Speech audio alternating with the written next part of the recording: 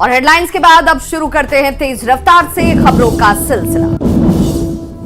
तो सूत्रों के हवाले से बड़ी खबर आ रही है, उत्तराखंड में अगले हफ्ते लागू होगा यूसीसी। जो सूत्र जानकारी दे रहे हैं, यूसीसी लागू करने वाला पहला राज्य उत्तराखंड हो जाएगा। कमेटी 1-2 दिन में इसे लेकर रिपोर्ट सौंप सकती है।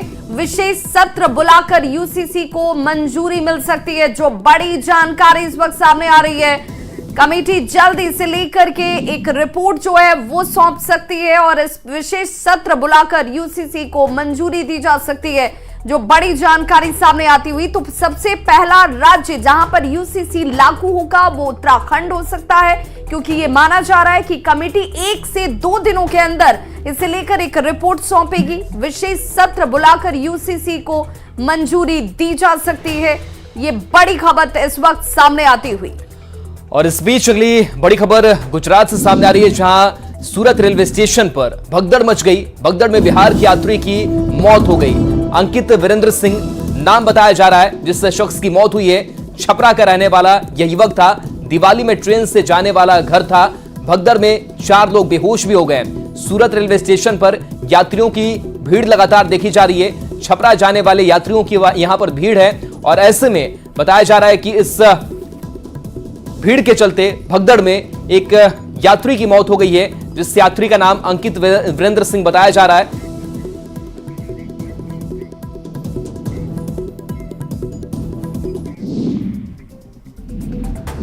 तो गुजरात से दिवाली और छठ पूजा में घर जाने वाले लोगों की बड़ी संख्या आज स्टेशन पर उमड़ी हुई नजर आई। जो यात्री यहां पर स्टेशन पर मौजूद थे, बिहार और यूपी जाने वाले मुसाफिरों की तादाद ज्यादा देखी गई। ताप्ती गंगा ट्रेन में जाने के लिए यात्रियों की लंबी कतारें नजर आई। तो छपरा जाने वाले यात्रियों की तादाद सबसे ज्यादा दिखी। ट्रेनों में खचाखच भीड़ है, कहीं भी पांव रखने की जगह नहीं है। स्टेशन पर भीड़ का कंट्रोल करने के लिए आरपीएफ और रेलवे पुलिस की तैनाती की गई है। बता दें कि सूरत में उत्तर भारतीयों की आबादी 20 लाख है। वहीं बड़ी खबर दिल्ली से, नौकरी के बदले जमीन घोटाला मामले में ईडी ने बड़ी कार्रवाई की है। ईडी ने लालू और तेजस्वी यादव के करीबी अमित कात्याल को गिरफ्तार कर लिया है। जांच एजेंसी अब से थोड़ी ही देर में आरोपी को राउज एवेन्यू कोर्ट में पेश करने वाली है। ईडी कोर्ट से अमित कात्याल की रिमांड की मांग करेगी। आपको बताते चलें कि अमित कात्याल के आवास पर जांच एजेंसी ने मार्च में ही छापेमारी की थी। ईडी के अनुसार कात्याल लालू के सहयोगी होने के साथ साथ एके इन्फोसिस्टम प्राइवेट लिमिटेड के पूर्व निदेशक भी हैं। एके इन्फोसिस्टम प्राइवेट लिमिटेड मामले में कथित लाभार्थी कंपनी है और इसका पंजीकृत कार्यालय दक्षिण दिल्ली के न्यू फ्रेंड्स कॉलोनी स्थित एक आवासीय भवन है, जिसका इस्तेमाल तेजस्वी करते हैं। अमित कात्याल को ईडी ने पूछताछ के लिए समन जारी किया था, लेकिन वो पिछले 2 महीने से ईडी की पूछताछ से बच रहे थे। ईडी ने कात्याल को पीएमएलए के तहत दिल्ली से गिरफ्तार किया।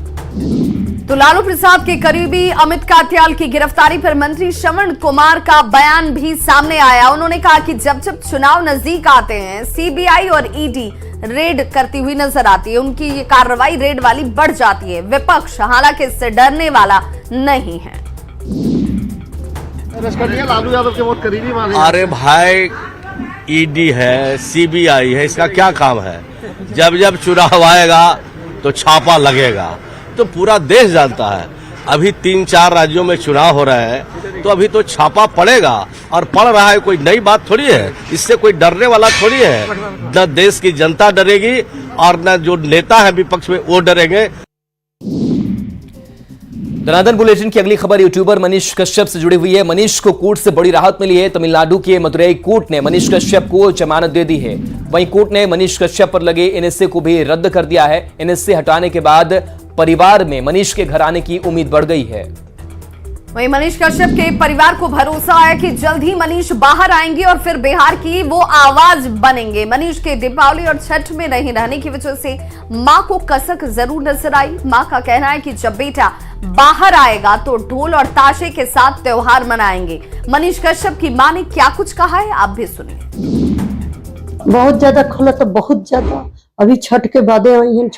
छठ में बहुत ज्यादा, कल दीपावली बा, बहुत ज्यादा खुला था। लेकिन हम का कर सको तानी, हम भगवान से गुहार लगौनी, भगवान सुननी, न्याय पर भरोसा कोई नहीं, हमरा राहत मिलो। हम एगो बेटा के नाती अगल रहनी है, दोनों बेटा के। एगो बेटा तो जेल में रहन, एगो बेटा बस खाली उनके किसके देखे के, कभी मदुरई, कभी पटना, कभी दिल्ली। घूमते रहत रहे, एक दिन घरे वही है और फिर सवेरे उठ के चल गई। खबर पटना से, जहां जनसुराज के संयोजक प्रशांत किशोर ने कहा है कि नाली गली बने या न बने, स्कूल अस्पताल जब सुधरेगा तब सुधरेगा, लेकिन 1 साल के अंदर जितने आपके घर के लोग बाहर मजदूरी करने गए हैं और आपके जो बच्चे बेरोजगार बैठे हैं, उन सभी के लिए 12 से 15 हजार का रोजगार की व्यवस्था इस बिहार में करके देंगे। बयान सुनाते हैं। और नाली गली बने या चाहे मत बने, स्कूल अस्पताल जब सुधरेगा तब सुधरेगा, लेकिन 1 साल के अंदर, इसको याद रखिएगा, साल भर के अंदर जितने आपके घर के लोग बाहर गए हैं मजदूरी करने और जो आपके घर के बच्चे बेरोजगार बैठे हैं, सभी के लिए 12 से 15 हजार रुपया का रोजगार का व्यवस्था यही बिहार में आपको करके देंगे। बढ़ते हैं अगली खबर की तरफ। बिहार शिक्षक भर्ती परीक्षा के दूसरे चरण के अभ्यर्थियों के लिए एक बड़ी खुशखबरी है। नई बिहार शिक्षक भर्ती में वैकेंसी को बढ़ा दिया गया है, यानी कि इसकी संख्या बढ़ चुकी है। अब दूसरे चरण की शिक्षक नियुक्ति के तहत 1,19,969 पदों पर बहाली होगी। बीपीएससी ने देर रात शिक्षा विभाग से मिले पत्र के आलोक में शिक्षक नियुक्ति के फर्स्ट फेज से बचे हुए 50,263 रिक्तियों को भी अब इन नई रिक्तियों में जोड़ दिया है। और इसके साथ ही अनुसूचित जाति और अनुसूचित जनजाति कल्याण विभाग के अंतर्गत कुल 1,401 पदों को भी शामिल किया गया है। इससे पहले ही बीपीएससी ने 69,706 और पिछड़ा वर्ग और अति पिछड़ा वर्ग कल्याण विभाग के अंतर्गत कुल 916 शिक्षकों और प्रधानाध्यापकों के पदों के लिए विज्ञापन जारी किया था। और अब खबरें क्राइम से कराते बिहार की, तो खबर वैशाली से आ रही है, जहां पर बिल्जर ओपी क्षेत्र में पॉलिटेक्निक की एक छात्रा के साथ दुष्कर्म की घटना को अंजाम दिया गया। दुष्कर्म का आरोप लॉज के ही गार्ड मोहम्मद हकीम पर लगा है। छात्रा के साथ दुष्कर्म की खबर से पूरे इलाके में सनसनी मच गई। आरोप ये है कि पीड़ित छात्रा जिस लॉज में रहती थी, उसी लॉज के गार्ड ने चॉकलेट देने के बहाने जबरन छात्रा के साथ दुष्कर्म किया। सूचना मिलने पर पहुंची पुलिस ने आरोपी गार्ड मोहम्मद हकीम को गिरफ्तार कर लिया है।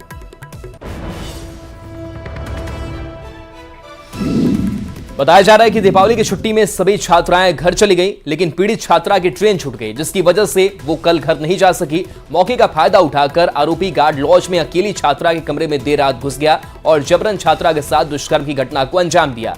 छात्रा ने घटना की सूचना फोन पर अपने परिजनों को दी। परिजनों ने बेलसर ओपी को इसकी जानकारी दी, जिसके बाद मौके पर पहुंची पुलिस ने आरोपी गार्ड को गिरफ्तार कर लिया है। फिलहाल पुलिस ने लड़की को मेडिकल जांच के लिए भेजा है और आरोपी गार्ड को जेल भेजने की कवायद में जुट गई है। दनादन बुलेटिन की अगली खबर सहरसा से है, जहां धनतेरस की खरीदारी कर घर लौट रहे बिजली विभाग के जेई को अज्ञात अपराधियों ने गोली मारकर बुरी तरह से जख्मी कर दिया है। जेई को 3 गोलियां मारी गईं। जख्मी अवस्था में परिजनों ने निजी नर्सिंग होम में उन्हें भर्ती करवाया, जहां जेई की स्थिति बेहद नाजुक बताई जा रही है। घटना सिमरी बख्तियारपुर थाना क्षेत्र के चौधरी टोला के पास की बताई जा रही है। वहीं पुलिस घटनास्थल पर पहुंचकर तफ्तीश में जुट गई है। घायल जेई का नाम रविरंजन कुमार पासवान है, जो पटना का रहने वाला बताया जा रहा है। हालांकि गोली क्यों मारी गई, इसका खुलासा अभी तक नहीं हो पाया है। पुलिस मामले में छानबीन कर रही है। और बढ़ते हैं अगली खबर की तरफ। दानापुर के मनेर और बेहटा पुलिस ने अवैध बालू खनन से जुड़े हुए 3 टॉप 10 अपराधियों को गिरफ्तार कर लिया है। गिरफ्तार अपराधियों में चाचा, भतीजा और साला शामिल हैं। इन तीनों अपराधियों को पुलिस ने बालू खनन करते हुए गिरफ्तार किया।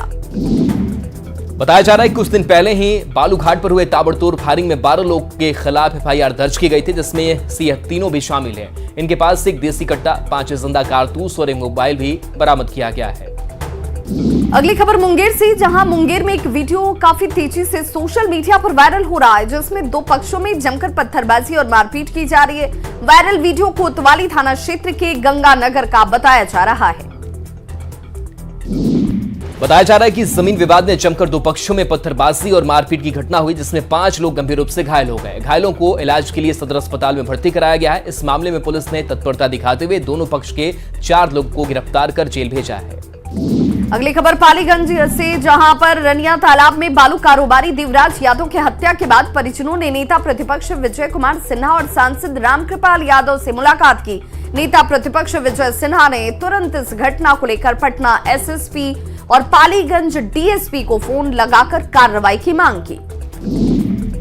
इस दौरान नेता प्रतिपक्ष और बीजेपी सांसद ने नीतीश सरकार पर जमकर हमला बोला। बीजेपी ने आरोप लगाया कि राज्य में कानून व्यवस्था ध्वस्त हो चुकी है।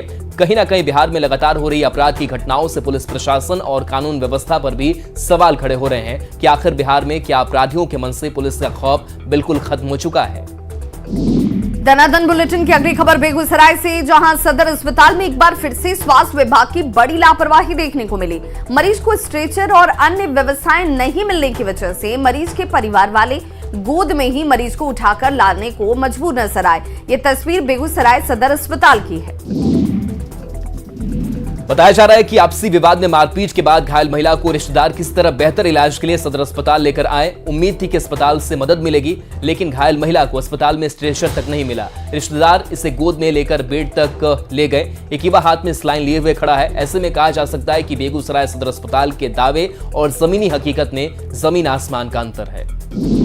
तो बहरहाल अस्पताल की कहानी रांची से भी सामने आई है। रांची के रिम्स में एक बार फिर से बड़ी लापरवाही देखने को मिली। 24 घंटे तक एक युवक का शव वार्ड में ही पड़ा रहा और पास के बेड पर एक दूसरा युवक सोया रहा, जिसे विधायक अंबा प्रसाद ने गंभीरता से लेते हुए रिम्स प्रबंधन पर सवाल उठाए हैं और कहा है कि रिम्स की व्यवस्था को सुधारने की जरूरत है। बता दें कि बुधवार को सड़क दुर्घटना में हजारीबाग का युवक घायल हुआ था, जिसे इलाज के लिए रिम्स के इमरजेंसी वार्ड में भर्ती कराया गया था, जिसकी इलाज के दौरान मौत हो गई। मौत के 24 घंटे बाद तक मृत युवक का शव बेड पर ही पड़ा रहा। कोई देखने तक नहीं आया। जब परिजनों ने हंगामा करना शुरू किया तो अस्पताल प्रबंधन हरकत में आया और शव को हटाया गया। रिम्स प्रबंधन की ओर से निर्देश जारी किया गया है कि वार्ड में किसी भी मरीज की मौत होने पर सुपरवाइजर्स को 15 मिनट के अंदर शव को हटा देना है, लेकिन यह आदेश सिर्फ कागजों में ही सिमट कर रह गया है। वहीं बड़ी खबर राजस्थान के दौसा से, जहां 4 साल की मासूम के साथ सब इंस्पेक्टर ने दुष्कर्म की घटना को अंजाम दिया। घटना के विरोध में राहुआस थाने के बाहर सैकड़ों लोगों ने प्रदर्शन किया। ग्रामीणों ने कहा कि सब इंस्पेक्टर भूपेंद्र सिंह क्षेत्र में किराए के मकान में रहता है। एक 4 साल की मासूम बच्ची खेलते खेलते उस कमरे के पास पहुंच गई, जिसके साथ नशे में धुत सब इंस्पेक्टर ने दुष्कर्म की घटना को अंजाम दिया। इतना ही नहीं, घटना का विरोध करने पर मासूम के पिता के साथ भी पुलिस वालों ने मारपीट की है। इस घटना से इलाके में हड़कंप मच गया है और बड़ी संख्या में लोगों की भीड़ इकट्ठी हो गई। भारी भीड़ को देखते हुए दौसा से भी अतिरिक्त बल मौके पर भेजा गया। साथ ही मासूम बच्ची के परिजनों के द्वारा दी गई शिकायत के बाद FIR दर्ज की गई और सब इंस्पेक्टर भूपेंद्र सिंह को गिरफ्तार किया गया। वहीं रेप करने वाले सब इंस्पेक्टर की पिटाई का वीडियो भी वायरल हुआ। राहुबास में सब इंस्पेक्टर भूपेंद्र सिंह की लोगों ने जमकर पिटाई कर दी। दौसा की घटना को लेकर वसुंधरा राजे ने सोशल मीडिया प्लेटफॉर्म एक्स पर लिखा कि बीते 5 वर्षों में कांग्रेस ने राजस्थान को जो कुशासन दिया है, उसी का नतीजा है कि बेटियों से दरिंदगी की घटनाएं थमने का नाम नहीं ले रही। दौसा में 4 वर्ष की मासूम के साथ दुष्कर्म की वारदात ने राजस्थान को एक बार फिर से शर्मसार कर दिया। इस बेटी की चीखें अब तक प्रदेशवासियों की कानों में गूंजती रहेंगी, जब तक कि अपराधियों को सजा नहीं मिल जाती, जब तक इस निष्क्रिय सरकार की विदाई नहीं हो जाती है।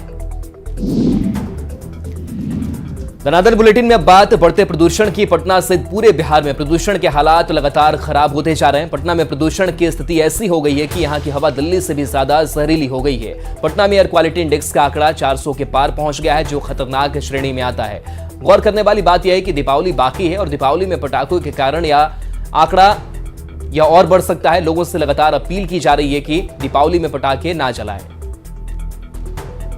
वहीं गोपालगंज की बात करें तो प्रदूषण की वजह से यहां पर भी लोगों का जीना मुहाल है। लगातार प्रदूषण के असर में बढ़ोतरी देखी जा रही है। आज यहां के AQI लेवल यानी कि एयर क्वालिटी इंडेक्स की बात करें तो 249 तक पहुंच गया।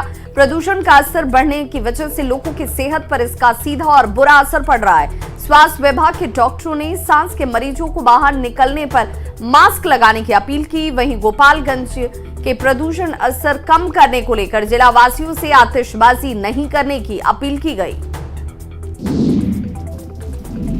अब आपको बताते हैं कि किस जिले में प्रदूषण का स्तर कितना है। पटना का AQI लेवल 327 से, भागलपुर के AQI लेवल की बात करें तो ये 289 है। साथ ही बेगूसराय का AQI लेवल 260 है, तो पूर्णिया का AQI लेवल 245 है।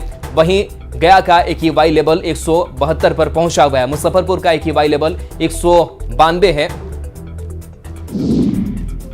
और अगली खबर के लिए रुक करेंगे नोएडा का। रेव पार्टी में सांपों के जहर की सप्लाई के आरोप में नोएडा में गिरफ्तार 500 आरोपियों की रिमांड का आज दूसरा दिन है। पुलिस सभी आरोपियों से इलेक्ट्रॉनिक एविडेंस के आधार पर पूछताछ कर रही है। 500 आरोपियों की लोकेशंस कई बार हरियाणा के अलग अलग लोकेशंस पर पाई गई थी।